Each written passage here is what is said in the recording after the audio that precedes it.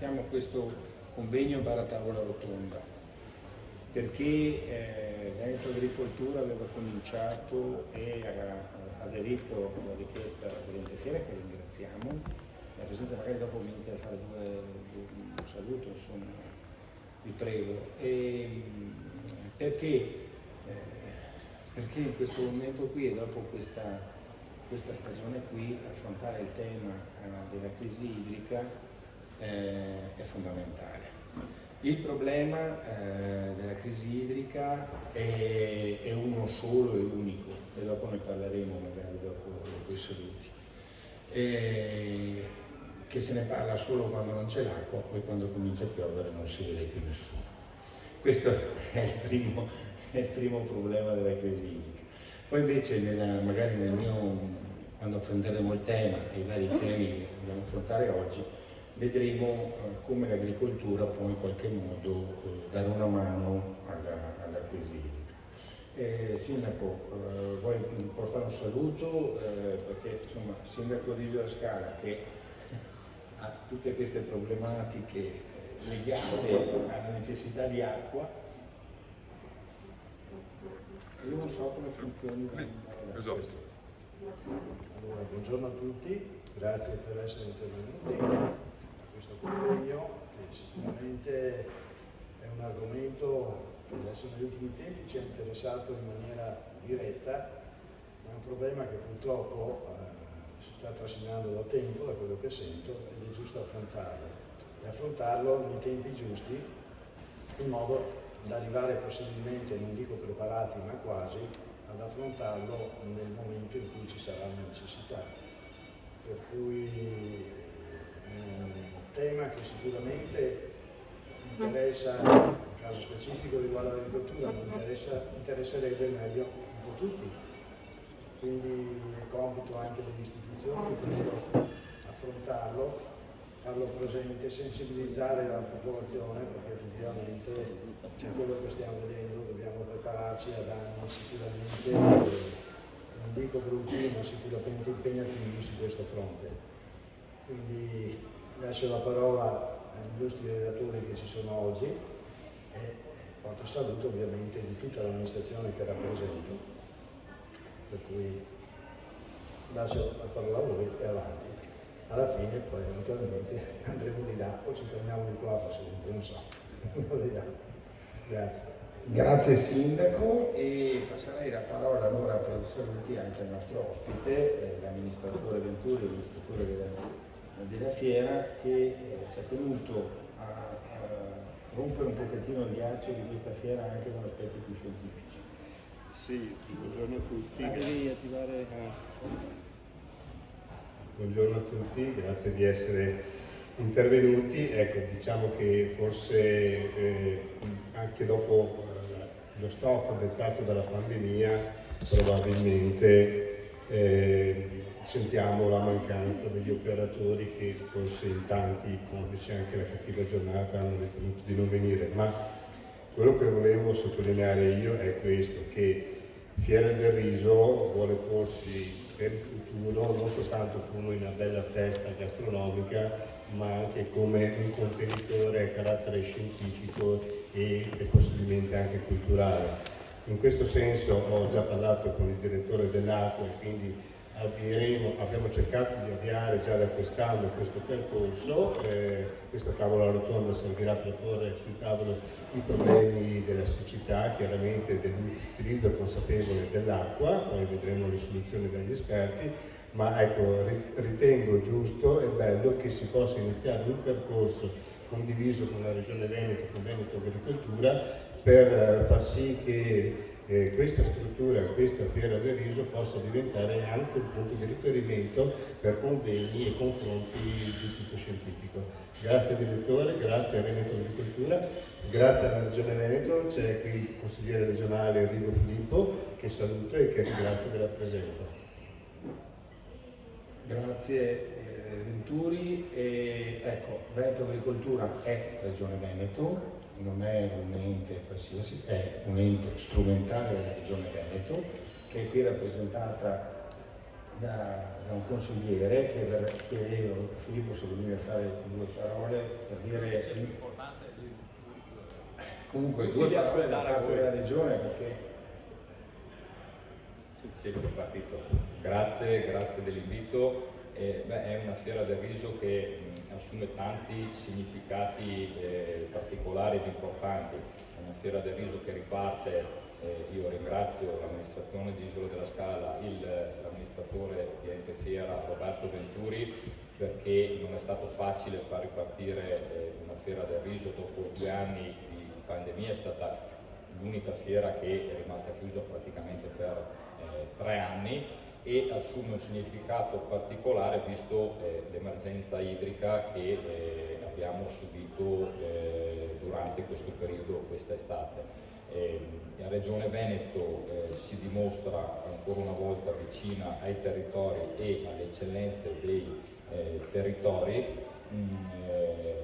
dando vita, dando il là a questa collaborazione, perché anche Regione Veneto ha delle eccellenze assolute. Veneto Agricoltura è una di queste. Io ringrazio il direttore dell'acqua e tutta la struttura, perché veramente Veneto Agricoltura è un fiore all'occhiello, ancora poco conosciuto dalla maggior parte dei cittadini, conosciutissimo in ambito estimato, in ambito tecnico e scientifico, però credo che sia interessante anche capire il grande lavoro che sta dietro a Veneto Agricoltura di ricerca, di sviluppo, di studio, perché l'agricoltura è cambiata, l'agricoltura è destinata a cambiare nei prossimi anni. Uno dei temi più importanti è assolutamente quello dell'acqua e una coltivazione come quella del riso che richiede fortemente l'acqua. Credo che sia importante costruire un percorso anche di carattere scientifico. Quindi vi ringrazio e vi auguro buon lavoro. Grazie consigliere. Allora, primo punto, noi come Veneto Agricoltura, come diceva giustamente il consigliere, siamo molto conosciuti nella parte scientifica, siamo molto conosciuti anche dagli agricoltori, meno nella provincia di Verona e nel Vicentino, perché in queste due province non abbiamo aziende agricole che gestiamo direttamente. E quindi questo momento di avere una fiera così seguita come quella di Isola della Scala, noi la prendiamo come uno spunto per dire noi ci siamo, se volete organizziamo anche questa attività scientifica che l'amministratore e il sindaco vogliono portare avanti in fiera, siamo a disposizione, siamo un ente strumentale della regione, se volete noi organizziamo questa cosa. Allora io comincerei a parlare di crisi idrica. Io sono il soggetto attuatore di coordinamento della crisi idrica di quest'anno, anche nel 2003 e nel 2005 in verità ero commissario, però sono stato il commissario, chiamiamolo, il commissario è il presidente della regione Zaia, io sono il soggetto attuatore di coordinamento e quindi ho avuto una visione anche quest'anno di cosa sta succedendo a livello di quantità di acqua presente nei campi e nell'agricoltura. Perché non ho parlato di crisi idrica, crisi di cambiamento climatico, non ho parlato di queste cose? Perché sono cose reali, ci sono, il cambiamento climatico c'è, dobbiamo fare in modo di contrastarlo, ma le crisi idriche che stiamo affrontando in pianura padana sono causa del fatto che piove meno, ma soprattutto sono causa del fatto che gestiamo male l'acqua. O meglio, non la gestiamo con la visione agricola, la gestiamo soprattutto con una visione industriale. Noi come sistema paese abbiamo la necessità di produrre energia elettrica, i bacini di montagna quindi producono energia elettrica quando serve e per fortuna lo fanno, però quando producono energia elettrica rilasciano l'acqua nei fiumi e quindi l'acqua nei fiumi è presente solo ed esclusivamente quando c'è produzione di energia elettrica. Questo cosa vuol dire? Vuol dire che noi abbiamo l'acqua nei fiumi d'inverno che una volta non c'era. Quindi parte dell'acqua viene fermata d'estate, ricordo che questo è un clima in cui l'acqua c'è d'estate e non c'è d'inverno nei fiumi, teoricamente, perché d'estate cominciano a sciogliersi i ghiacciai e le nevi e d'estate piove di più, mentre d'inverno non dovrebbe esserci acqua nei fiumi. Storicamente abbiamo i dati del 1800 perché nel bacino dell'Adige li gestivano gli austriaci, quindi i dati sono belli precisi, e dal 1800 si è visto che è stata cambiata il regime idrico dei fiumi a favore della produzione energetica e non è più naturale. Questo cosa vuol dire? Vuol dire che se non piove in maniera giusta, precisa, 2 o 3 volte alla settimana o 2 volte alla settimana, anche in pianura o soprattutto in montagna, e se non piove in determinato modo e così via, non abbiamo l'acqua per l'agricoltura veneta, padana in generale. Quello che è successo nel Po, o che sta succedendo nel Po da 20 anni, e che è successo nell'Adige e che sta succedendo nell'Adige a 20 anni, è che le foci dei fiumi stanno diventando mare. D'estate il delta del Po è un delta con acqua salata. Il Po non ha più acqua sufficiente per cacciare il mare e portare i sedimenti nel mare come dovrebbe fare. La stessa cosa lo sta facendo l'Adige, però l'Adige, siccome questa problematica 20 anni fa era stata vista, sono state fatte delle dighe, diciamo, vinciane, cioè che fermano un pochettino il mare quando cerca di rientrare nell'Adige e quindi ha anche necessità di meno acqua. Però succede comunque che l'acqua ormai non c'è e qui diventa il solito scontro.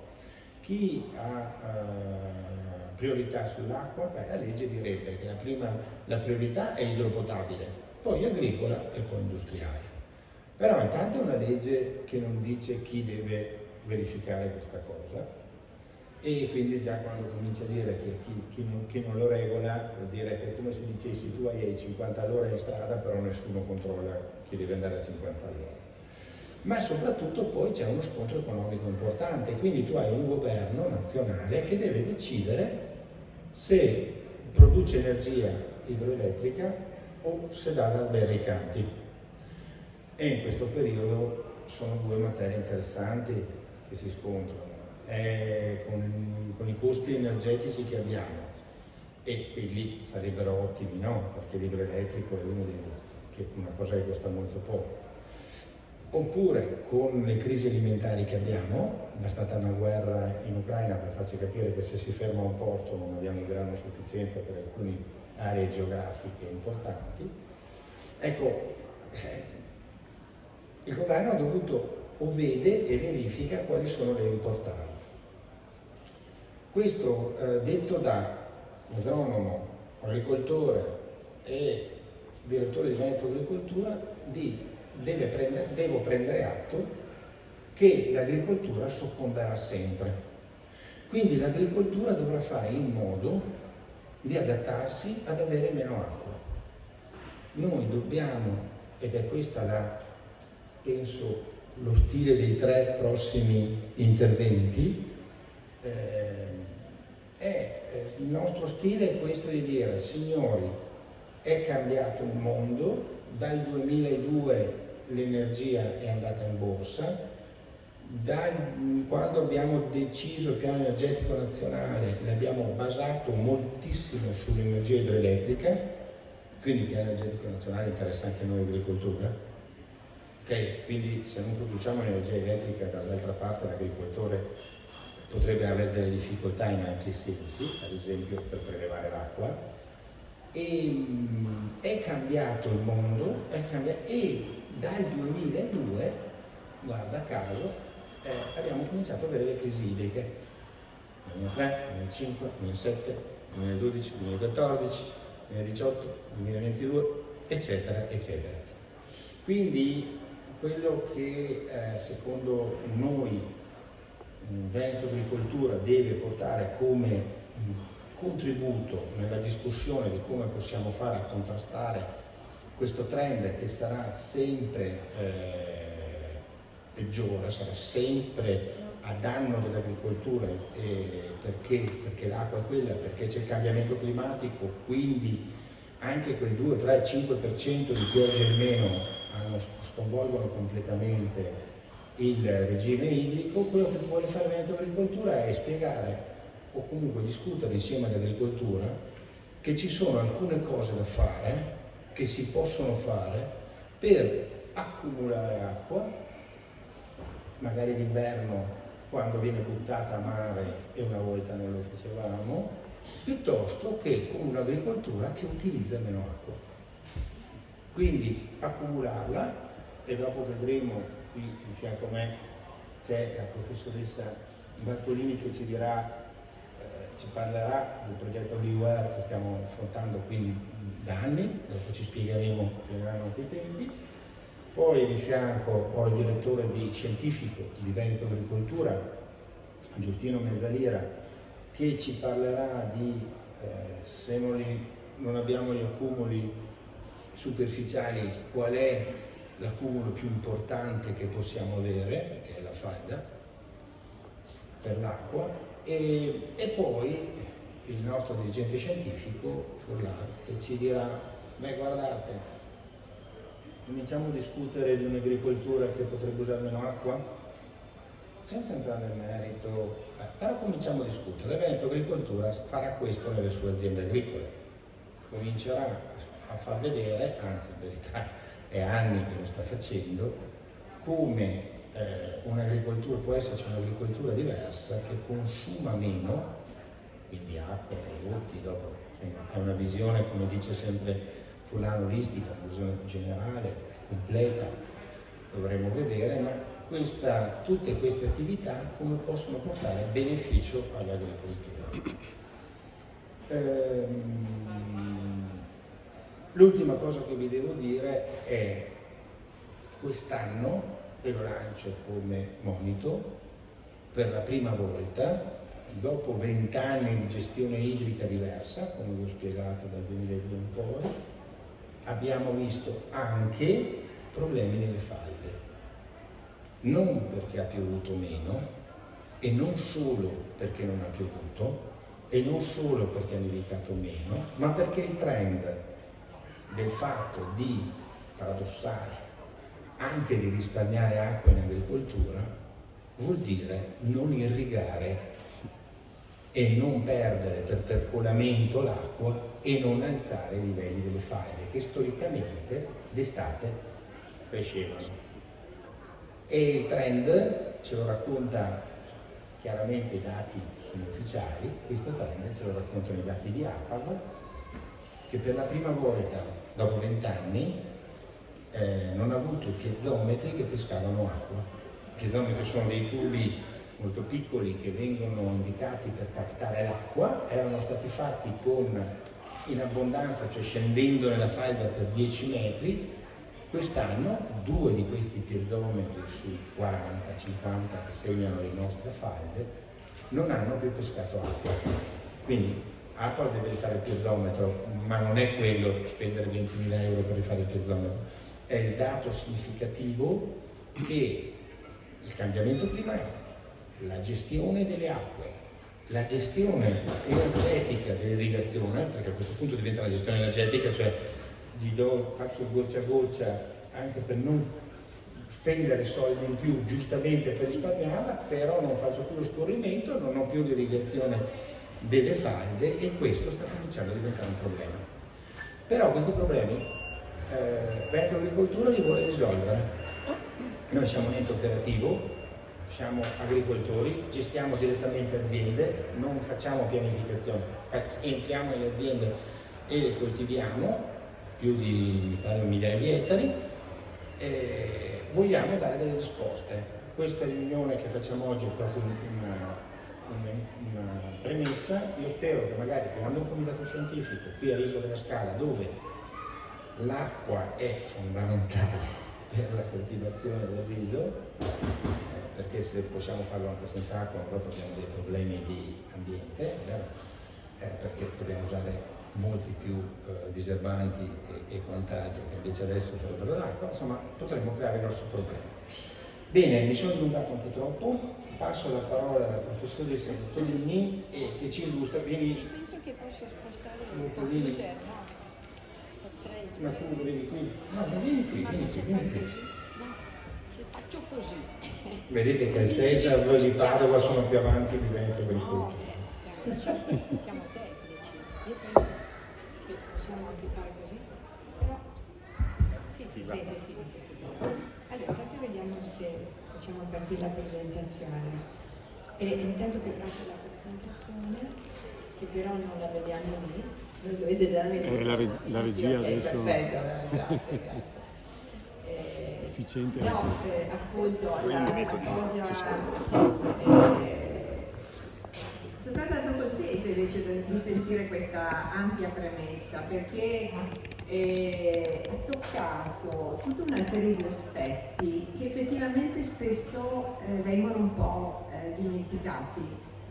Della che è impegnato con un'intervista, ma no, volevo soltanto dire che effettivamente sono tanti gli elementi da tenere in considerazione e spesso si è operato andando in una certa direzione dimenticandosi qualcos'altro.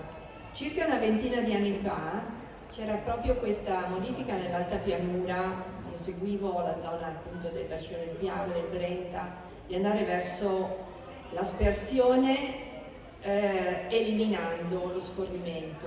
E io dicevo loro, attenzione, perché c'è un problema di ricarica delle falde, quindi si va bene, e questo era stato scelto per un discorso di eutrofizzazione progressiva delle falde e che poi davano dei problemi in laguna, il famoso brumalgale. Però appunto attenzione, perché poi è venuto fuori insomma il discorso, ce ne parlerà poi anche Giustina Mezzalira con questi altri interventi. Non dimentichiamoci che comunque siamo in un equilibrio molto complesso, no? e che va il più possibile rispettato in tutti i sensi. E l'altra cosa che sempre, io adesso appunto parlerò velocemente e brevemente di questo di microinvasi. Io prima di tutto sono docente di irrigazione e gestione dell'acqua, diciamo in generale. Delle prime lezioni, io non vorrei sbagliare perché magari quello è un mio allievo, no, quello dietro no, però somiglia. Nelle prime lezioni che faccio agli studenti, ma in realtà ne faccio anche spesso con gli agricoltori, nei corsi di primo insediamento anche mi chiamano a parlare di questa tematica, faccio vedere una slide, un'immagine tipo questa, una pagina tipo questa dove spiego quali sono le buone pratiche irrigue. E le buone pratiche irrigue sono tante e comprendono intanto sapere, prima cosa è di quanta acqua ha effettivamente bisogno la pianta. E questa è una cosa che spesso non si sa e si dà acqua abbastanza a caso. Questa è una cosa che sembra banale, no? Lo sai? No, non lo sa. La maggior parte degli agricoltori, non lo sanno al momento. Poi il metodo irriguo da utilizzare, più idoneo per la coltura, per l'ambiente, per il contesto, utilizzarlo al meglio, progettarlo al meglio, anche lì è un elemento sempre di debolezza, perché nessuno controlla, non so, nell'impianto di casa del termosifone deve essere messo a norma, nessuno controlla che l'impianto di irrigazione sia effettivamente a norma, non abbia le perdite, eccetera. Quindi questi elementi, quindi ben progettato, chi lo progetta? Boh. E poi si va su altri elementi, cioè nel tempo non mi dimentico dell'impianto di irrigazione, devo fare la manutenzione come per tutte le altre cose, anche l'impianto di irrigazione. Si diceva che, prima parlando con Giustino Mezzalira, del problema dei cacciatori, no? Che sparando vanno a prendere anche l'impianto di irrigazione, crea dei buchi. Possono essere anche insetti, in realtà può essere naturale, eccetera, e lì ci sono delle perdite di acqua importanti. E poi arrivo però anche al discorso del recupero, l'importanza del recupero dell'acqua, metterla via quando ce n'è per utilizzarla quando non ce n'è. E qui andiamo proprio sul discorso dei microinvasi. L'ultimo, ma non ultimo, e lo dico sempre quando parlo a platee più o meno ampie, l'informazione, la divulgazione e la conoscenza, perché se non si sa giustamente non si possono neanche applicare tecnologie, tecniche e quant'altro. Andando quindi nel dettaglio di ciò di cui vi devo brevemente illustrare questa mattina, i microinvasi, cioè i laghetti che si è trovato, vengono, chi ha fatto agronomia agraria come me magari anni fa, si facevano i laghetti collinari, quindi nel centro e nel sud Italia diciamo sono delle realtà già molto più presenti, meno da noi, sicuramente meno in pianura, perché vuol dire, come vedremo adesso qui, fare degli scavi, insomma delle cose importanti. In centro-sud Italia spesso si sfrutta il fatto che c'è una piccola valle o cosa e si crea una diga di gravità, insomma, di terra sostanzialmente. Però anche qui adesso si è cominciato a pensare che è uno degli elementi importanti da considerare. E si è capito che è un elemento importante perché anche sempre questa grande calderone del PNRR è stata approvata proprio una legge o qualcosa di simile che prevede la costruzione di un numero elevato di microinvasi in Italia, 223 è stato riferito, dovrebbero essere fatti, quindi finanziati anche qui nel Veneto.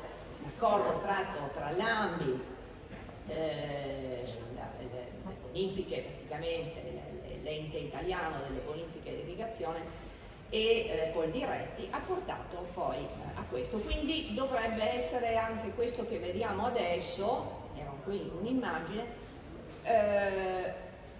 da prototipo quasi di quello che si potrebbe fare.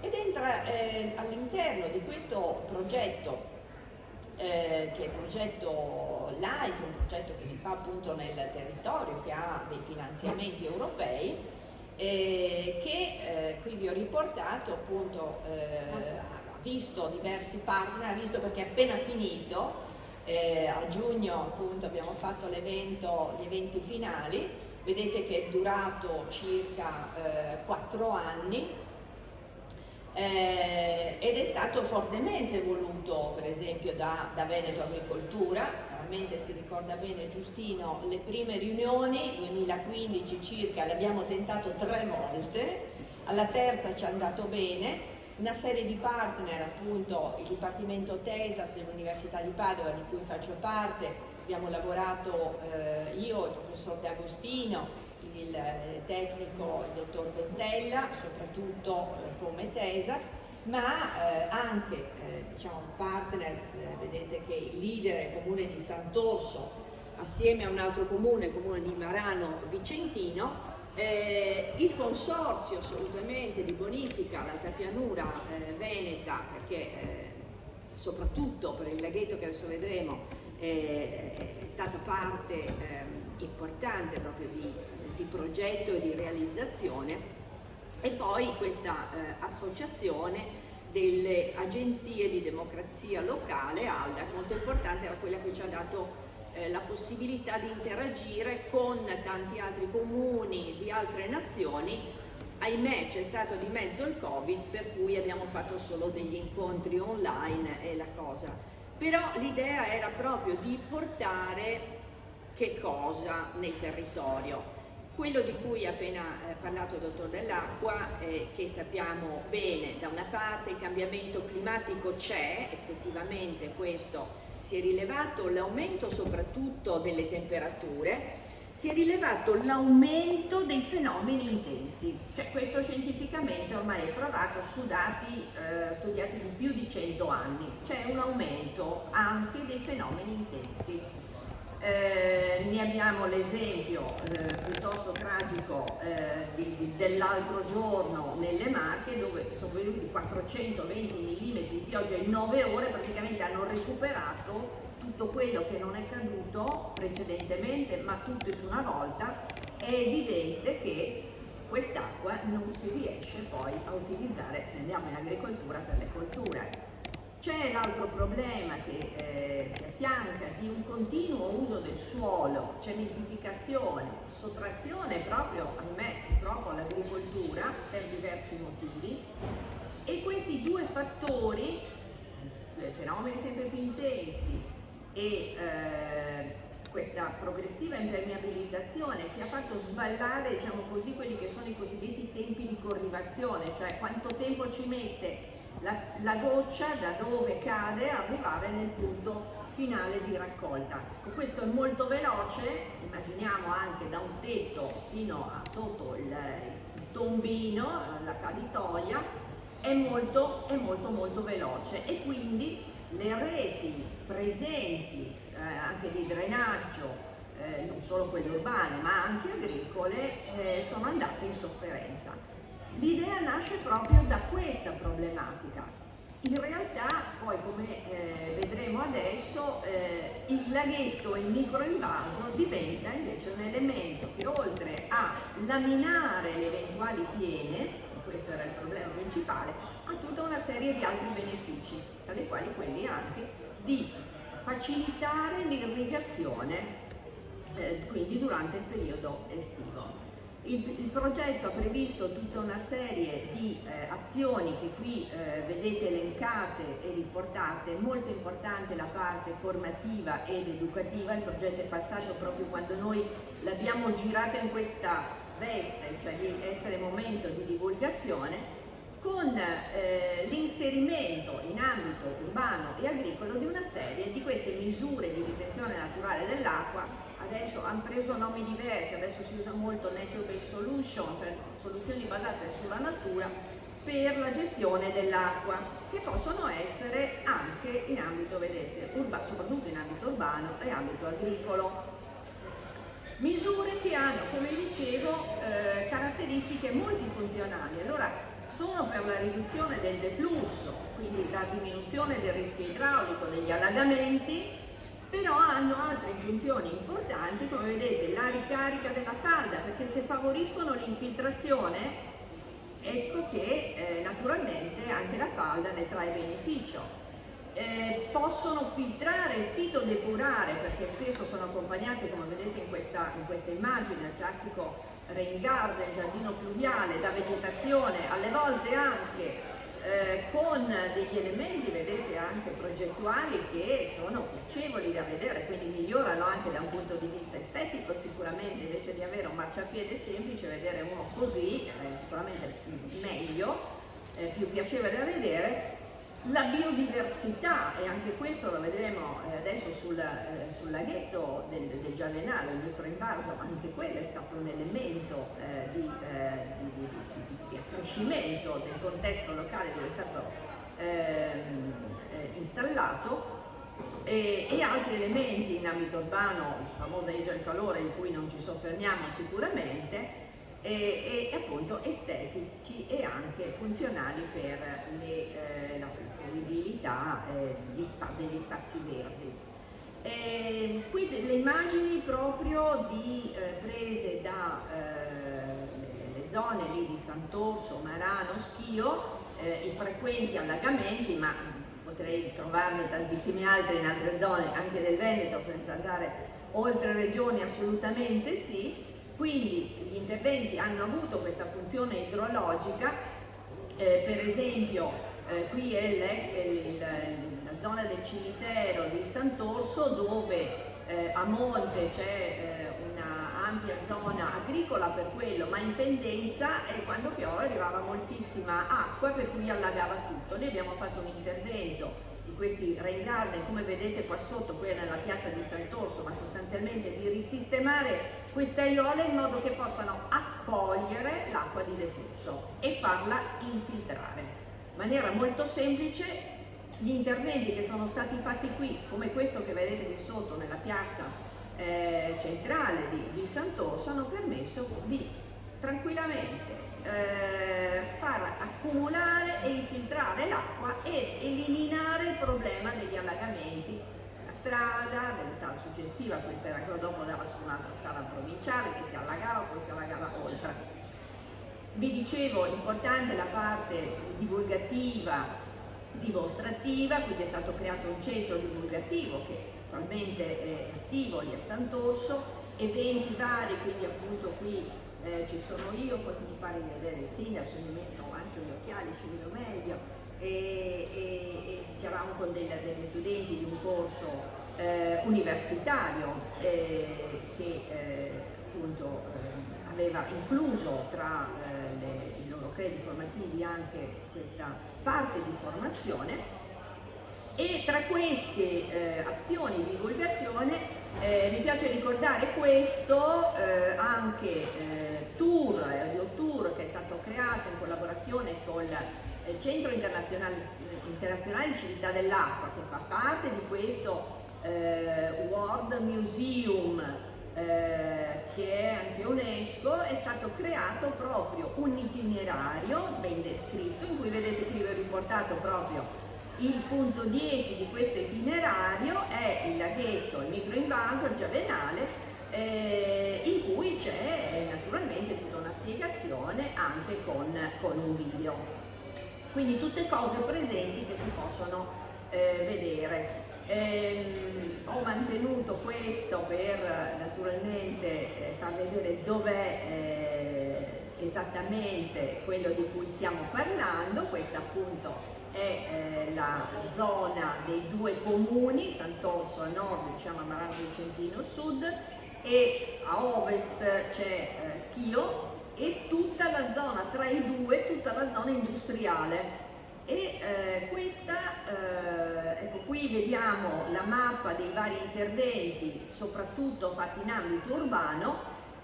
L'intervento 7 è quello, il bacino appunto del Giavenale, di cui andiamo a parlare più nel dettaglio, che in realtà si trova nella zona di Schio, ma come vi dicevo, in questa zona, si trova in questa zona qui, questa zona che è Schio, ma le problematiche si riflettevano anche di allagamenti eccetera, di una cattiva gestione diciamo del territorio,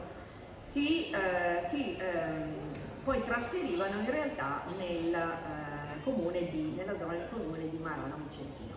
Che cosa è stato fatto sostanzialmente? C'era una rete già presente di distribuzione dell'acqua, pensata soprattutto per fare irrigazione di scorrimento.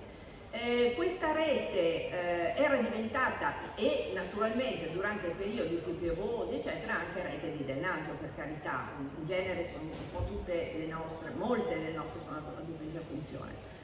Cosa era successo? Che un po' più a nord, appunto, e qua la vediamo, la zona industriale che era stata allargata aveva modificato proprio, quindi questa, si parla di invarianza, qui c'era la varianza idraulica, quindi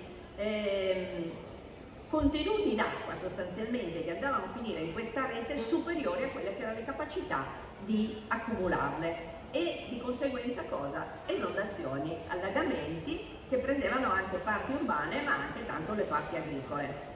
Quindi si è intervenuti, e questa appunto vi dicevo è una parte importante fatta direttamente dal consorzio di bonifica, l'Alta Pianura, risistemando anche la rete presente, creando anche, adesso vi farò vedere, una linea tratteggiata, un'altra linea di sfogo, quindi cercando di ripristinare il più possibile anche la capacità di invaso di questa esistente, e creando questo bacino, in cui tutti gli interventi appunto di scavo sono stati fatti dal consorzio. Vedete qui l'opera poi di impermeabilizzazione con una membrana in materiale plastico, sostanzialmente in polietilene, e poi però un intervento importante l'ha fatto Veneto Agricoltura, perché la bellezza poi del tutto, che adesso andremo a vedere, l'avete visto già nell'immagine, è che non è, se questo fosse restato così e riempito d'acqua era una cosa, questa è un'altra.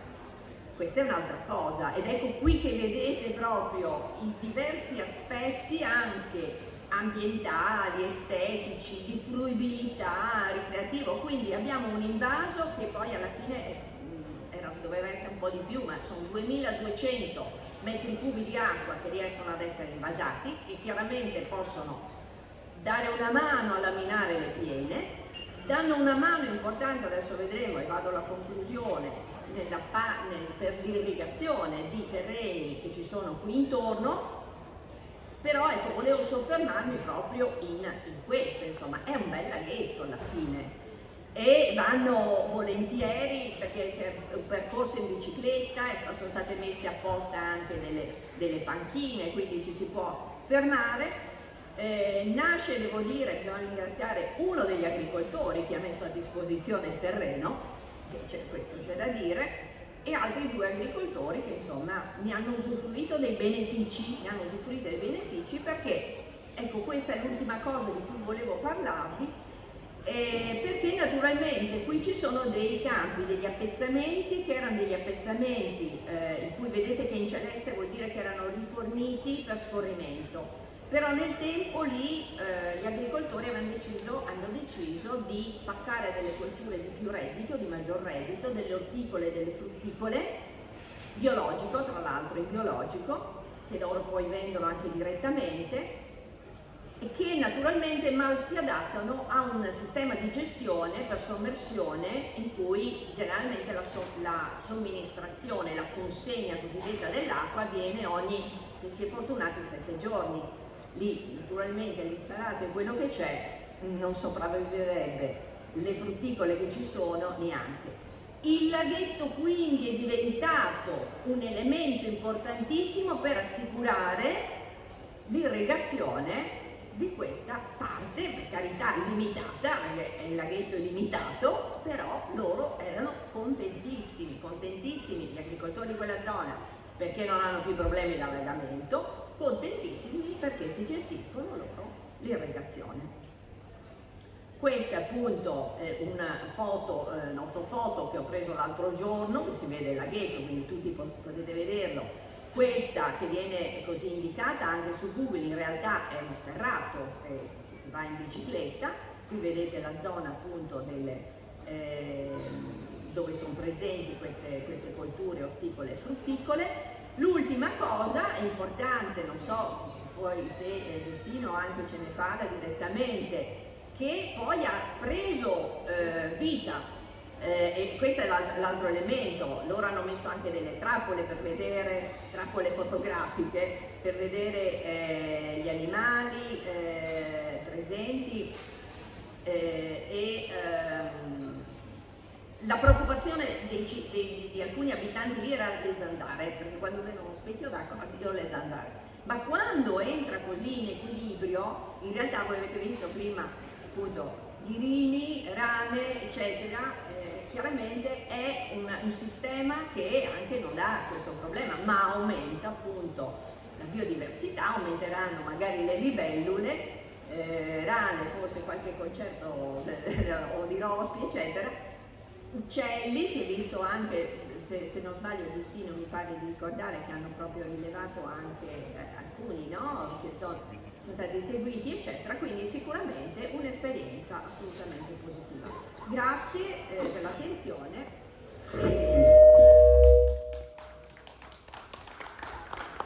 Grazie a lei, professoressa. Giustino, vieni veloce. Ecco, mi viene da pensare, no? Sindaco o piuttosto che il consigliere che è così attento, quanti ruderi abbiamo pubblici che potrebbero essere trasformati in questo modo, no? Ruderi, intendo ruderi dei espropri, ruderi di strade e così via. E qui, quelle che io chiamo nella bassa veronese, quanti spazi avremo per poter fare questa cosa? È chiaro che diventa una tara produttiva, cioè si trasformano dei terreni così, ma è altrettanto vero che ha subito dei guadagni. Meno consumo che energetico, no? È una cosa molto importante. Bene, a Giustino Mezzadera invece parlarci di un altro serbatoio che è quello che sta sotto il terreno, giusto? Certo.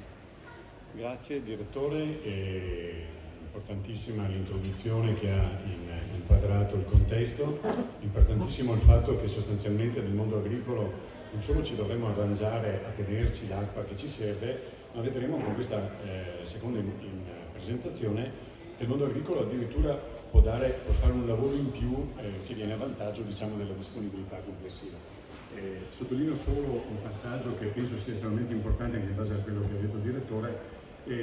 Quel microinvaso è nato dall'accordo tra 3 aziende agricole, nessuna delle quali ha perso, hanno vinto tutte e 3. Quella che ha concesso il terreno per fare l'invaso fa anche agriturismo e il laghetto è diventato il punto lezioso in cui la gente si ferma, va, eccetera, eccetera. Io adesso cercherò di andare anche veloce perché i tempi sono diventati, si sono un po' dilatati, abbiamo aspettato un po' anche di partecipanti. Vi parlo di un'altra esperienza, un'esperienza che come questa, come vedete, sono tutte storie che non è che fai così e in 5 minuti risolvi un problema. Questa è una storia che nasce da lontano, una storia che nasce, come è scritto qui, da una morte annunciata. Voi qui di questa zona del Veronese queste cose le conoscete molto bene perché io sono vicentino della fascia delle risorgive, sono spesso venuto qui nel vostro territorio anche con scambi culturali a vedere le vostre risorgive e so quanto i fiumi di risorgiva insieme alle acque dell'Adige sono importanti per il sistema delle risaie della parte più meridionale della provincia. Ecco, tutti quelli che hanno le risorgive sanno che da un po' di decenni ormai parliamo di singhiozzo e di morte progressiva delle risorgive. Le cause sono tante, non ho tempo adesso per illustrarvele. Chi segue queste cose sa che purtroppo questo fenomeno questa è una tipica polla con un tubo Norton che permette la fuoriuscita dell'acqua, ma l'acqua uscirebbe da sola anche senza il Norton che ce la porta in superficie, perché è un equilibrio dinamico che poi vedremo bene come funziona. Ecco, tutta una serie di concause hanno fatto sì che il rapporto entrate-uscite peggiorasse negli ultimi 40 anni e oggi moltissime risorgive sono morte. Io vengo da un paese dove 40 anni fa c'erano 80 capofonti, adesso ne abbiamo 40 e siamo fortunati. Il paese vicino al mio non ne ha più neanche uno. Pozzoleone, San Pietro in Blu, Carmignano di Brenta e lungo il Brenta hanno avuto spente il 100% delle loro risorgive. Ecco, allora, partendo da un caso specifico, la morte del fiume Tesina, il fiume del comune di Sandrigo, un comune altrettanto che si identifica con una festa dove si mangia come il vostro, in quel caso è la festa del Baccarà. Ecco, questo è il fiume del comune della festa del Baccarà. Ecco, benissimo, io sono mezzo sandricense tra l'altro, quindi mi sento a casa. Ecco, qui il fiume del paese, che era un fiume di risorgiva, stava morendo. E allora ricordo che con l'attuale Presidente del Consiglio regionale, Roberto Ciambetti, che è sandricense, un bel giorno si dice, ma potremmo fare niente qua col Tesina che si può sparire. E lì, grazie a un progetto finanziato dalla provincia di Vicenza in collaborazione con il comune e con il locale consorzio di bonifica, è nata l'idea di dire ma certo che potremmo fare qualcosa, però dobbiamo aumentare artificialmente la capacità di infiltrazione che deve stare a monte, perché le risorgive sono il troppo pieno di tutto quello che si infiltra a monte. E siamo partiti da un'idea banale. Siamo partiti dalla banale osservazione che i canali irrigui perdono acqua, che è una delle grosse preoccupazioni dei consorzi di bonifica. Se metto un metro cubo di acqua dell'Adige in un canale, deve arrivare un metro cubo di acqua dell'Adige al campo. È quello che diceva prima la professoressa, ma è quello che anche ha detto il direttore all'inizio. Per anni abbiamo pensato che questa fosse una perdita e non ci accorgevamo che invece era involontariamente una ricarica, ma nessuno ci ha mai pagato per ricaricare e quindi era solo una perdita.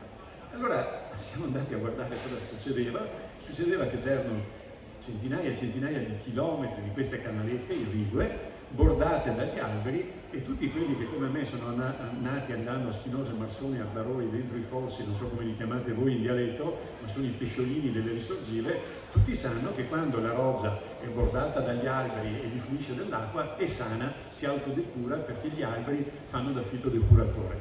Ecco che allora siamo partiti da un problema, da un difetto e l'idea è stata quella di andare in alta pianura, prendere terreni ghiaiosi ad alto tasso di infiltrazione, creare artificialmente dei pettini di piccole scoline disperdenti, bordarli di alberi e darci l'obiettivo di perdere più acqua possibile. Sostanzialmente era nata l'idea delle aree forestali di infiltrazione. Sono delle aree che adesso vedrete come sono fatte, eccole qui, sono molto semplici dal punto di vista strutturale e realizzativo, possono essere fatte ovunque io ho un terreno ghiaioso di alta pianura, sono sopra la fascia delle risorgive. La strutturazione classica che abbiamo messo a punto con gli ingegneri del Consorzio di Bonifica Brenta prevede una canaletta ogni 7 metri, giusto lo spazio perché io possa avere uno stradello per potermi muovere e piantare 2 filari parte per parte. Questo è lo schema di base che poi io ripeto all'infinito. Come vedete non ci sono grandi opere ingegneristiche, grandi strutture, infrastrutture, fra l'altro sono opere reversibili. Se io voglio domani, mi stufo, cambio idea, semplicemente tolgo gli alberi, richiudo le piccole fosse, non ho portato via 1 metro cubo di acqua, toglierò qualche tubo di cemento che ho messo per collegare una canaletta con l'altra e con poco, così come l'ho fatta, altrettanto posso tornare indietro. I punti salienti di un AFI sono sostanzialmente quelli che vedete qui, ve li ho già mostrati nello schema, sono delle piantagioni di alberi ogni 7 metri di distanza che funzionano di fatto come un cedulo a corta rotazione, una short rotation forestry. Ogni altro interfilare scavo una canaletta, vado giù 70-80 cm, connetto a monte tutte le canalette e questa è la cosa importantissima, uso queste aree solo quando ho acqua in eccesso. D'estate, quando ogni goccia d'acqua deve andare alle colture agricole, è chiaro che non ho neanche tempo di andarla ad infiltrare e quindi normalmente il consorzio cosa fa? Non usa l'area di infiltrazione d'estate, ma comincia da adesso, dai primi di settembre in poi fino a maggio, nei nostri fiumi, l'Adige, il Brenta, il Piave, portano a mare in pochi giorni, quando sbucano in alta pianura, di lì a pochi giorni miliardi di metri cubi di acqua. Non sto sbagliando gli zeri, io sono un brentarolo, vivo lungo il Brenta. Sotto il ponte di Bassano ogni anno passano 2 miliardi di metri cubi di acqua. In 3-4 giorni quell'acqua è a chioggia e diventa d'acqua dolce, acqua salata. Cosa si fa? La prendo quando non mi serve per lo scopo irriguo, da settembre a dicembre, gennaio, febbraio, prendo proprio quella, ringrazio il direttore che mi ha fatto vedere una cosa che non avevo mai visto, che stiamo macinando l'acqua e la buttiamo via, invece che macinarla per l'idroelettrico e buttarla via, la macino e poi dal fiume me la porto fuori con il consorzio di bonifica che la porta nei terreni privati, laddove c'è poi l'accordo, il contratto, c'è tutta una contrattualistica di cui ragionare, e la infiltro. Quindi invece che mandarmela in 3-4 giorni a pioggia, me la metto in falda e qui succedono delle cose estremamente interessanti. Ecco, le aree forestali di infiltrazione sono un sistema di infiltrazione, ma come vedete da questo schema molto evocativo, gli apparati radicali che si approfondiscono per molti metri nel materasso ghiaioso, quando l'acqua si sta infiltrando, di fatto producono denitrificazione, perché qui ho la saturazione del suolo, adesso vado un po' sul tecnico, ma quando l'acqua satura il suolo non c'è più ossigeno e i batteri della denitrificazione entrano in funzione, per cui se per caso avevo un eccesso di nutrienti, il problema dell'inquinamento delle falde, l'aumento dei nitrati eccetera eccetera, se ho gli apparati radicali degli alberi posso anche denitrificare. Quindi sono state fatte delle prove sotto controllo rigidissimo dell'ALPA dove siamo andati addirittura a caricare di azoto il sistema per vedere se il sistema se lo mangiava e la risposta è sì. Quindi l'acqua mentre la infiltro la depuro, perché sarebbe come se altrimenti io mi facessi un'endovena e mi mando direttamente in vena tutto quello che c'è nella siringa. Io invece voglio mandare l'acqua in falda, ma i nutrienti, se posso, vorrei tenermeli via. E dall'altra parte, se invece che guardare le radici guardo la chioma, questa, se io la guardo da fuori e uno non vede che c'è l'acqua, dice che roba è? È un cedulo a corta rotazione. Io sono un forestale, noi li chiamiamo short rotation forest, cedulo a corta rotazione, cioè è un uso agricolo che continua a essere presente. Invece che fare mais, invece che fare frumento o soia, sto facendo biomassa legnosa e oggi sappiamo tutti che se ho un po' di cippato forse ci scaldo la scuola o il centro culturale del paese. Ecco. Ci sono vari aspetti tecnici che vanno tenuti in considerazione, adesso non ho il tempo di entrare nei dettagli di progettazione, questa per dirvi è l'immagine di una classica AFI, vedete il raccordo tra le varie canalette, questa è una canaletta, doppio filare parte per parte e tutta quell'acqua che vedete lì dentro praticamente non ha una via di sbocco, cioè io regolo poi come consorzio di bonifica l'entrata in base alla capacità di infiltrazione. Quanto si infiltra in AFI? E qui vengono dei numeri che quando li abbiamo disegnati per la prima volta pensavamo di aver sbagliato qualche zero. In un ettaro di superficie, se il terreno è ghiaioso, infiltro circa 5.000 metri cubi di acqua al giorno per ettaro. Il che vuol dire che sui 200 giorni che non completo con l'irrigazione posso infiltrare in un ettaro di superficie 1 milione di metri cubi di acqua. Ecco, quando, ripeto, l'abbiamo detto, siamo andati a fare le misure, i conti eccetera. Non so se sapete quanto è 1 milione di metri cubi, sì, avete visto il numero, ma riuscite a vederlo? 1 milione di metri cubi è facilmente visibile se voi prendete la superficie, un ettaro, 100%, e ci mettete un battente di 100 metri sopra, cioè un cubo di acqua 100% per 100. quindi è più profondo di un bel lago di accumulo alpino, quindi quella superficie che io sto usando, solo che invece che portarlo via di una valle per farsi una diga, continua a fare campagna, è un bel boschetto, produce della biomassa, l'agricoltore invece che ricevere il reddito del mais o dell'altra cultura agricola riceve da colui che ha il beneficio, il consorzio di bonifica o la multi-utility che poi vende l'acqua attraverso gli acquedotti, un affitto. Attualmente si parla intorno ai 3.000 euro per ettaro l'affitto che viene riconosciuto, ma si può tranquillamente rinegoziare il tutto, e quindi i due numeri di base sono 1 ettaro, 1 milione di metri cubi di acqua messa via, di 15-20 tonnellate di legno prodotto a fini energetici. Qui vediamo la raccolta meccanizzata di una short rotation di pioppo, per esempio.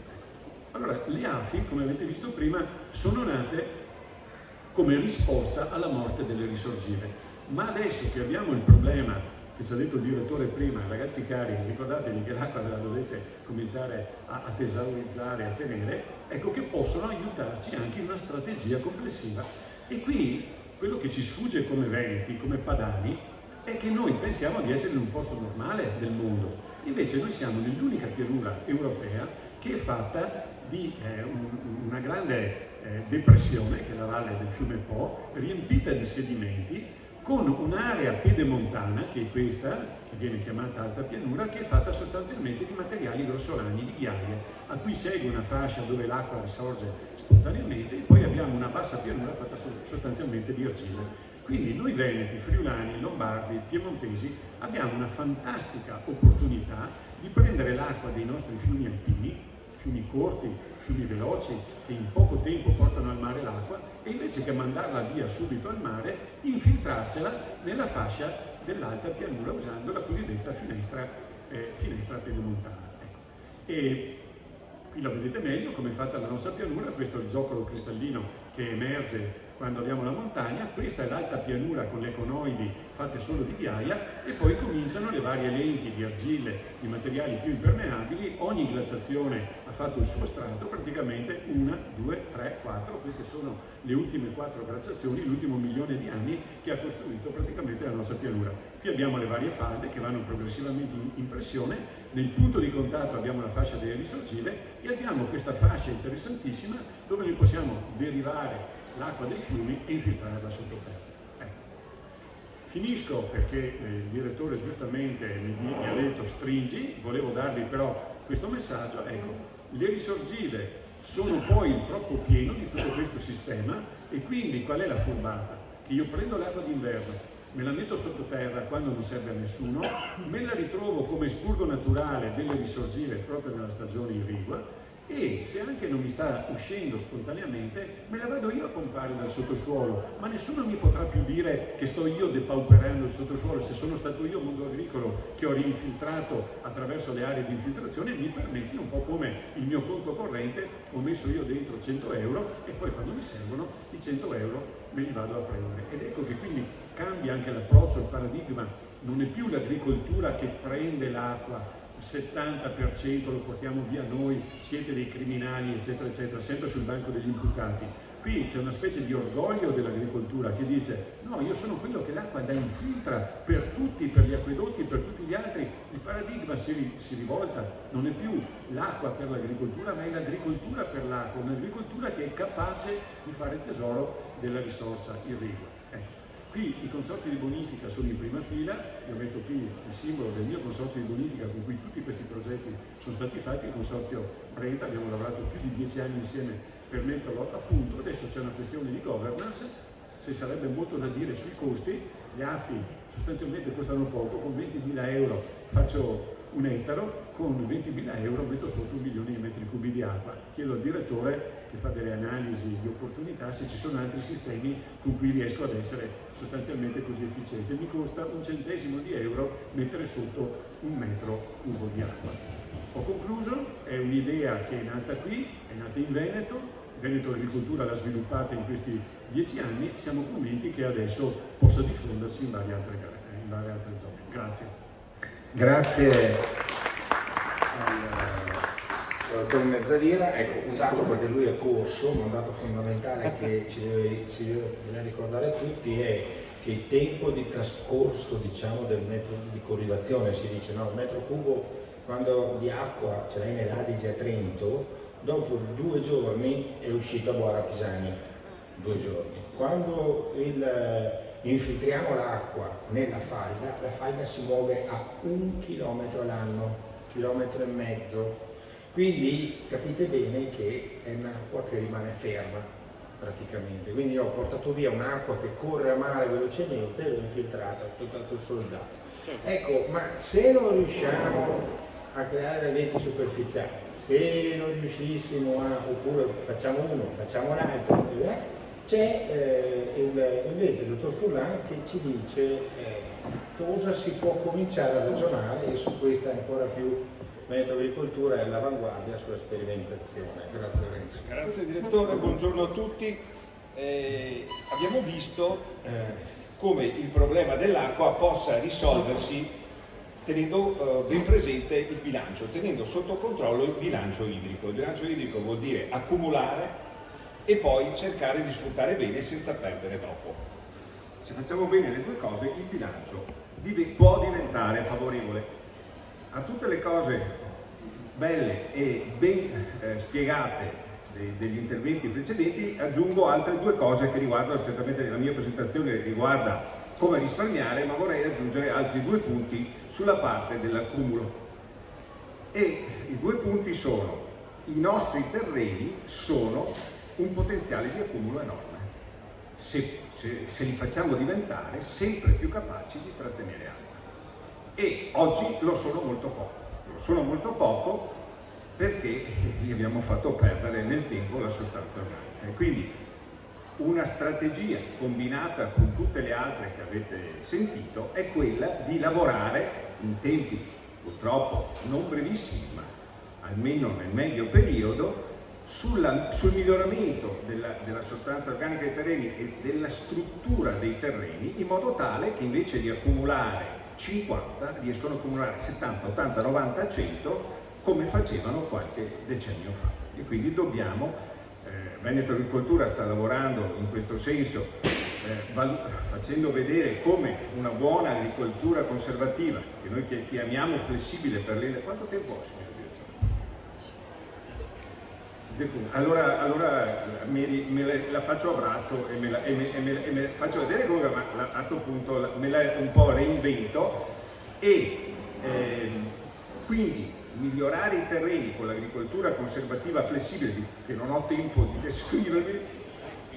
Sì, ok, però allora l'accenno e dopo punto a questo. Venite nelle aziende di Veneto Agricoltura e vedrete tutto il processo di agricoltura conservativa flessibile che ci aiuterà, insieme anche alla chiusura del ciclo della sostanza organica, perché due motivi fondamentali per la perdita della sostanza organica: le lavorazioni tipo la ratura e la perdita della chiusura del ciclo della sostanza organica. Non la ributtiamo più dentro. Le 2 cose messe insieme porteranno sicuramente, la scienza ce lo indica in modo chiaro, a un aumento di quanto è un po' più incerto della sostanza organica dei terreni, quindi alla maggior capacità di trattenuta dell'acqua e quindi a un aumento dello stoccaggio prima delle stagioni difficili estive. Il secondo punto una seconda strategia che possiamo applicare nelle aziende per aumentare lo stoccaggio dell'acqua prima della stagione estiva è quello di sfruttare la rete di scolo. Noi abbiamo una rete di scolo. Allora, dove i terreni sono molto permeabili vale quello che ha detto il dottor Mezzanira. Se andiamo più giù su terreni meno permeabili vale quello che dico io adesso. Si può trattenere l'acqua, dobbiamo, tra le tante cose deve fare l'azienda agricola e l'agricoltura, la cosa più difficile del mondo, su tante cose da mettere insieme, in sinergia, non avendo sotto controllo il fattore fondamentale, il tempo. Devo solo adattarmi, non ho altre soluzioni, quindi devo essere un organizzatore, uno stratega bravissimo per fare bene le cose. Io, tra le tante cose, devo avere un piano di gestione dell'acqua. Prima della stagione irrigua, io l'acqua, le ultime piogge, devo tenermele dentro. Devo avere delle chiavi, devo potermele chiudere, devo tenere sulla falda fin dall'inizio, e questa è la prima indicazione che andrò a fare. Dove abbiamo problemi di salinità, questo aiuta anche ad avere una falda dolce sopra l'acqua salata e quindi aiuta ad avere dappertutto in azienda una prima sorgente di acqua dolce. Quindi, completando quanto hanno presentato il dottor Mezzalira e la dottoressa Bartolini e la professoressa Bartolini prima: gestione dell'acqua, trattenimento dell'acqua nella rete di scolo, sfruttare i metri cubi che abbiamo nelle aziende, e secondo, migliorare la sostanza organica dei terreni. Faremo quest'anno una giornata sulla sostanza organica presumibilmente. E adesso vi dico cosa fare dall'altro versante del bilancio, come risparmiare. E la prima cosa, non dobbiamo sprecare l'acqua, e la prima cosa, come aveva già accennato il direttore, lo possiamo fare in una visione olistica. Risparmiare acqua vuol dire aver impostato l'azienda per l'uso di tutti i fattori di produzione in un certo modo. Se l'ho fatto, risparmierò anche acqua. E qual è questo modo? Qui vi dico l'approccio integrato che noi cerchiamo di applicare, di dimostrare e di diffondere, che è quello di avere pacchetti ottimizzati dei fattori produttivi, in cui l'irrigazione, la distribuzione dell'acqua è uno dei fattori, che vengono confrontati con una strategia convenzionale. E il punto di partenza qui, per quanto riguarda la conservazione della sostanza organica, qui la nostra pubblicazione Agricoltura conservativa, 8 anni di sperimentazioni nel Veneto, vi dà le indicazioni su come fare il lavoro di accumulare, di invertire il trend di perdita di sostanza organica ai terreni, facendo un'agricoltura conservativa flessibile. Abbiamo 3 aziende pilota, una è Valle Vecchia, dove abbiamo più completo al momento il pacchetto di strategia olistica per migliorare i terreni e razionalizzare tutto. Abbiamo anche un'azienda più vicina qui a Veronese, che è a Rovigo, a Ceregnano. Questi pacchetti si basano da una rotazione con anche colture nuove che consumano meno acqua, quindi il pilastro dell'agricoltura conservativa, colture nuove e colture tipo frumento, colza, mais, soia, frumento, soia, mais, rotazioni di questo tipo qua, in cui inserisco anche il sorgo o altre colture meno esigenti, una difesa integrata avanzata, i fitofarmaci solo quando serve per non interferire negativamente nei cicli anche della sostanza organica, e quindi abbiamo questo bollettino. Colgo l'occasione per dire che è gratis e che basta iscriversi, si può ricevere. E questa base, su cui poi faccio anche l'irrigazione di precisione e l'irrigazione intelligente, è un percorso che abbiamo cominciato nel 2011, cominciando a fare sempre le mappe di produzione. Primo consiglio: oggi costa poco fare con le Mieti Trevi una mappa di produzione, e quindi è un primo dato fondamentale per sapere cosa fare in futuro e razionalizzare l'azienda. Quindi, primo suggerimento: cominciamo a prendere pratica con le mappe di produzione e a vedere se di farle anche nella propria azienda. Si vede come varia la produttività dei terreni e come si potrebbe intervenire per migliorare. Poi abbiamo avuto un grande progetto Agricare, ci ha consentito di avere tutto il sistema RTK per avere la precisione di 2 cm nelle operazioni, Isobas, eccetera, eccetera. Capisco che non ho tempo di spiegarlo. Abbiamo quindi fatto, con anche il georesistivimetro, un'analisi della variabilità dei terreni. Abbiamo fatto le zone omogenee. Queste zone omogenee sono state caratterizzate con analisi anche del terreno, ovviamente, e abbiamo individuato diverse zone omogenee con diverso potenziale, su cui poi fare un diverso apporto dei fattori produttivi, compresa l'acqua. Quindi è lo stesso metodo: io divido le mie zone omogenee, capisco perché l'una è diversa dall'altra, una richiederà più acqua, una richiederà meno acqua, una richiederà più azoto, una richiederà meno azoto, eccetera. Ma l'impostazione di fondo che ammortizzo su tutti i fattori produttivi è la zonizzazione di base. Poi farò delle mappe di prescrizione per dare la zona e l'acqua. E quindi abbiamo mappato, questa è Valle Vecchia mappata, con le zone omogenee dell'azienda, su cui ovviamente c'erano diverse esigenze dell'acqua. In ciascuna zona omogenea, senza dover mettere 2500 sonde per capire l'unità del terreno, metterò poche sonde su ciascuna zona omogenea, perché la zona omogenea, appunto perché è omogenea, darà risposte abbastanza simili. Poi su questo abbiamo fatto la concimazione a dosaggio variabile, ma abbiamo fatto su mais, quindi abbiamo ottenuto le risposte. Qui meriterebbe un approfondimento in un'altra occasione, ma ogni volta che io faccio una mappa di prescrizione, vario l'azoto a seconda della mia zona omogenea, io ottengo dei risultati. Con la mappa di produzione che faccio con la mia Trebbia capisco quali sono stati questi risultati e ogni volta, a seconda della bontà o meno di questi risultati, cambio e miglioro in un circolo virtuoso il miglioramento dell'azoto, dell'uso dell'azoto, ma anche dell'uso dell'acqua.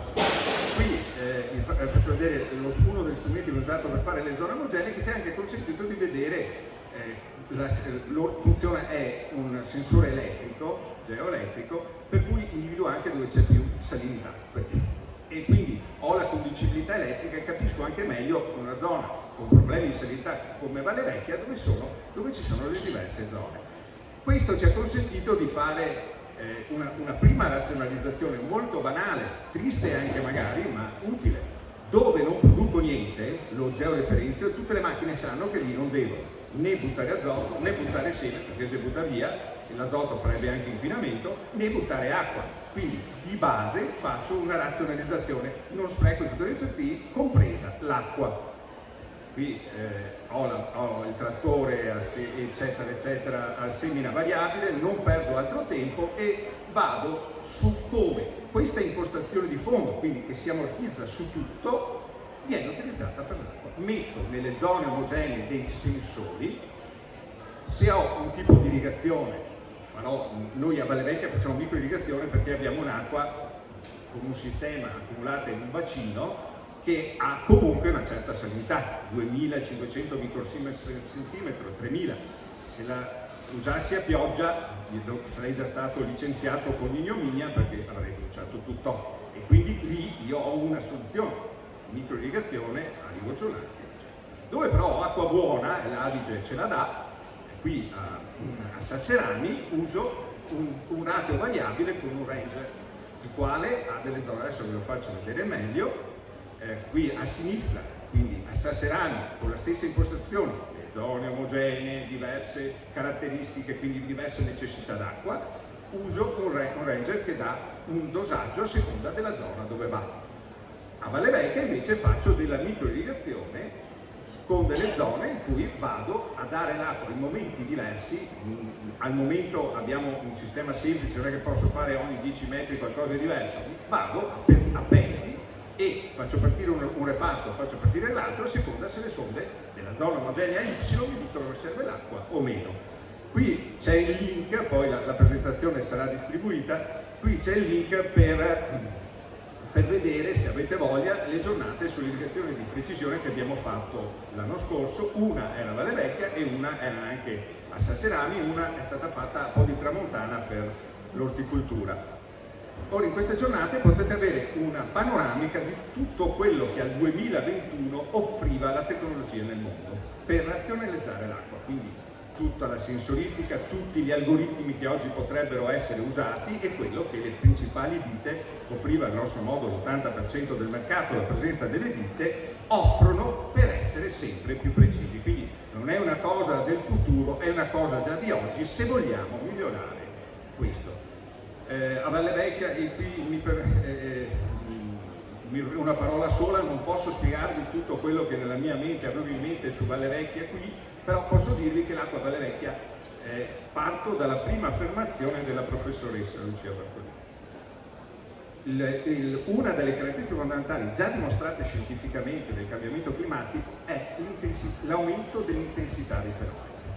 E noi in questo progetto abbiamo sfruttato questo unico fattore che può essere positivo per noi, non nelle Marche, ma nelle nostre zone. Quando è più intensa la pioggia, batte sul terreno e corre sopra, non infiltra poco e quindi non si arricchisce dei sali che ci sono nel terreno. Quest'acqua, se gestita in modo automatico, con un sistema automatizzato con un telecontrollo che abbiamo costruito, permette di prendere anche da lì la parte dell'acqua di pioggia che è buona, anche con 1000-1500 l'acqua del pozzo del 500-700 grosso modo microsiemens per centimetro.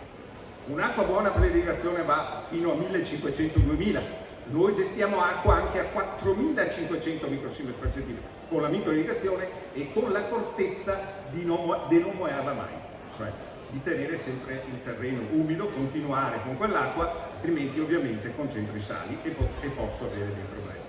Quindi noi riusciamo in questo sistema ad avere un'acqua che se va bene è 2500, 3000, se va male 4000, 4500, ma riusciamo a fare irrigazione. Quest'anno a Valle Vecchia abbiamo fatto con dell'acqua 3005, 3008, 2,5 volte l'irrigato con quest'acqua non perfetta ha fatto 2,5 volte la produzione del non irrigato. Non avevo genio capire piccolo, però ci sono zone dove abbiamo fatto 3-4 volte di più, irrigato con acqua non buonissima e non irrigato.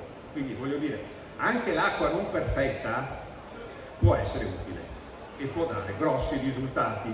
Se poi è buona, meglio, perché vado in cerca di averla cattiva, però chiaramente può essere una ottima soluzione. Non ho il tempo di dirvi, posso solo dirvi che però con malcelato orgoglio questo progetto e tutte le idee dietro il progetto hanno vinto il Best Alive 2016-2017. Quindi la Commissione Europea ha... Grazie. No, scusatemi, mi chiedo scusa. E ovviamente abbiamo tutta la tecnologia che serve e vi dico un piccolo cenno su come funzioniamo. Allora, noi abbiamo diviso in zone omogenee, ciascuna zona omogenea ha delle sonde che mandano i dati da remoto, quindi a Cortina o a Jesolo con qualcosa all'aria, sto tranquillo e ciuccio l'aranciata, posso vedere cosa sta succedendo a Valle Vecchia e quindi posso anche in qualche modo intervenire. La prima riga è volume su volume, diciamo come varia nel terreno l'umidità e poi faccio l'irrigazione, vedete che si forma la parte azzurra e ovviamente diminuisce la tensione dell'acqua nel terreno. Poi va giù e va su e va giù e va giù e cambia anche la conducibilità elettrica, crolla quando io do l'acqua, vedete, e poi aumenta quando l'acqua si consuma perché la coltura consuma. Tutto questo è sotto controllo e quando supero un livello soglia per quella zona omogenea che ho stabilito, faccio andare l'acqua, quindi la faccio andare in modo che di non sprecarla. Abbiamo anche, mi permetto questo, sono fucilato, un minuto sul concetto idiotipo dell'irrigazione che risparmia di più, a mio modo di vedere la prof che è più autorevole, casomai mi correggerà. Ma dal punto di vista teorico una microirrigazione sotterranea, dove anche evito l'evaporazione dell'acqua, fatta bene, con impulsi ripetuti nel tempo che evitino che si formi una cipollina per cui l'acqua va sotto. In questo caso io non voglio fare quello di cui ha parlato il dottor Mezzanira, non voglio rinsaldare, mi voglio evitare proprio di perderla, salvo alcuni casi in cui ho bisogno di creare la fase dolce su falla salata. Qua dovrei complicarmela e non ho il tempo di farla, però è una opzione. In questo caso non voglio perdere nulla, allora cosa faccio? La metto sotto, microirrigazione, goccia, poche gocce, la do in modo tale che con i sensori a diverse altezze non mi scappi da sotto. Io a quel punto il 98-99% dell'acqua l'ho messa nello strato in cui le radici lo assorbono e ho quindi un'efficienza elevatissima. Quindi quello è l'idiotipo. In certe zone si può fare e quindi se devo fare un investimento, che dopo può durare anche 10-15 anni, perché sotto le nostre saranno, adesso siamo a 7-8 anni e funzionano ancora, è una cosa su cui ragionare. Invece a Sasserani abbiamo questo ranger in cui abbiamo fatto, vedete le mappe, abbiamo delle cellette di 30 metri con una diversa esigenza irrigua, abbiamo lasciato 3 testimoni giallini dove non diamo l'acqua, quindi è il testimone assoluto senza l'acqua, e la macchina è strutturata in modo tale con le valvole di dare, a seconda della mappa, esattamente quello che serve. Siamo in grado quindi di stabilire, avremo i risultati del 2022 fra poco, quando elaboreremo il tutto, di dare esattamente l'acqua che serve, vedere quanto siamo riusciti a risparmiarla, possiamo vedere se la resa in funzione di quest'acqua abbiamo dato, se queste riduzioni hanno comportato effetti sulla resa, eccetera. Io però, signor direttore, mi ribello e non parlo però a casa del riso, bisogna parlare dell'irrigazione del riso, una parola su quello che bisogna fare. Allora, poniamoci la domanda: si può risparmiare acqua anche nella coltivazione del riso? E la risposta è assolutamente sì. Sono in corso sperimentazione, questo vabbè, è una risaia lunga, è dalle mie parti, cioè mi sono un Veneto, poi in comparo della parte orientale, però senza passaporto sono entrato nella parte occidentale oggi. Qua vedete azienda La Fagiana, non so se la conoscete, è abbastanza nota nel mondo risicolo, sta lavorando su soluzioni di riso irrigato senza la sommersione.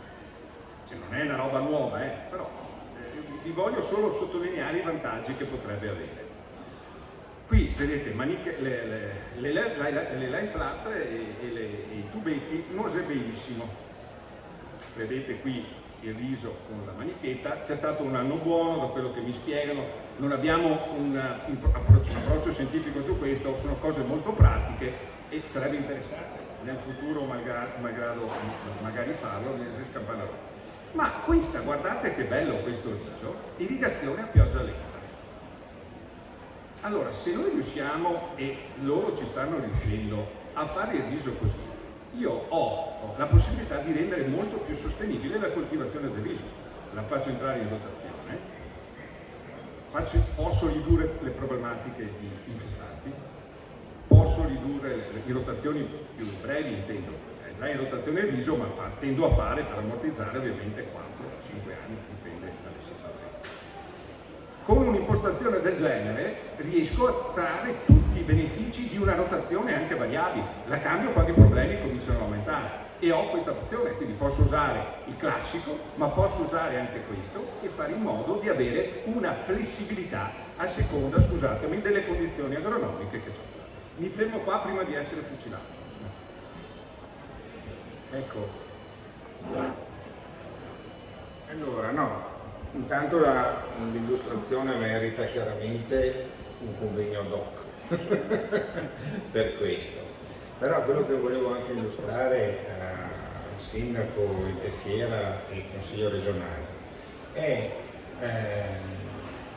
a Verona, no? Comunque nel veronese, è poco conosciuta Veneto Agricoltura e la capacità che ha.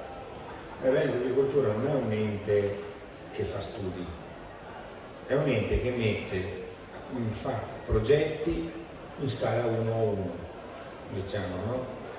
Cioè facciamo delle attività, le facciamo prima, e in questo i relatori penso abbiate capito, prima che i problemi arrivino, e ci presentiamo all'agricoltore dicendo: guarda, lo fa tutti gli sbagli noi altri, adesso ti possiamo dare delle indicazioni perché tu possa non sbagliare, perché abbiamo già sbagliato noi. Poi è chiaro che noi, essendo il braccio operativo della regione, abbiamo anche il compito di essere i primi della classe nell'informatizzazione, nelle sonde, questo e quell'altro. Però queste attività, come ha detto secondo me giustamente prima Giustino, adesso anche il dottor Furlan, non sono il futuro, sono il presente. Cioè noi lo stiamo facendo, stiamo attuando le cose, possiamo anche dare gli indici di quanto si raccoglie l'utilità economica di fare queste cose. Quindi non siamo quello che viene successivamente a un'università che ci dice: guardate, c'è una determinata varietà di melo, noi le piantiamo, adesso il melo, perché siamo passato da zero prima, noi le piantiamo, le verifichiamo, facciamo prove varietali e diciamo: guardate, noi abbiamo avuto questi risultati qua, su questi tipi di terreni qua e così via. Per questo che dico che nel veronese, secondo me, nel Vicentino serve l'azienda agricola Veneto Agricoltura, che non c'è, perché in tutte le altre, vabbè, qui abbiamo preso come spunto quella di Rovigo, che qua vicino ci sta abbastanza bene come esempio, e Sassarame a Rovigo, giusto? Però manca un pochettino nel veronese e avete visto insomma quello che si può fare e quello che si può investire.